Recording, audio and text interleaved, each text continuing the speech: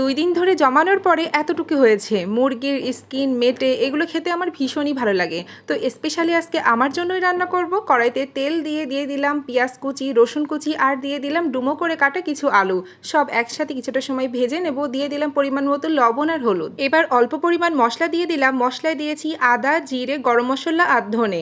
সব কিছু একসাথে দিয়ে আরও কিছুটা সময় ধরে কষিয়ে নেব। কষানোর সময় কিন্তু একটু জলও দিয়েছিলাম। 3 থেকে 4 মিনিট মতো কষিয়ে নিয়েছি। আর এই যে উপর থেকে তেল উঠে গেছে। এখন দিয়ে দিলাম মুরগির স্কিন আর মেটেটা।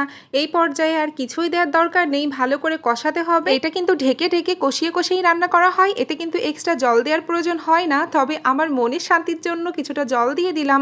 একেবারে জল ছাড়া রান্না করতে কেমন জানি লাগছিল। যে জলটুকু দিয়েছিলাম সেটা কিন্তু প্রায় শুকিয়ে এসেছে। আর এই যে উপর থেকে তেলও উঠে গেছে। আর এই যে রান্না ডান। মুরগির এই লটপটি খেতে কিন্তু ভীষণই ভালো লাগে। এটা রুটি বা ভাত যেটা দিয়েই খাওয়া হোক না কেন সবটাতেই ভালো লাগে। তবে আমি কিন্তু খাবো ভাত দিয়ে, এর কারণে গরম গরম ভাত নিয়ে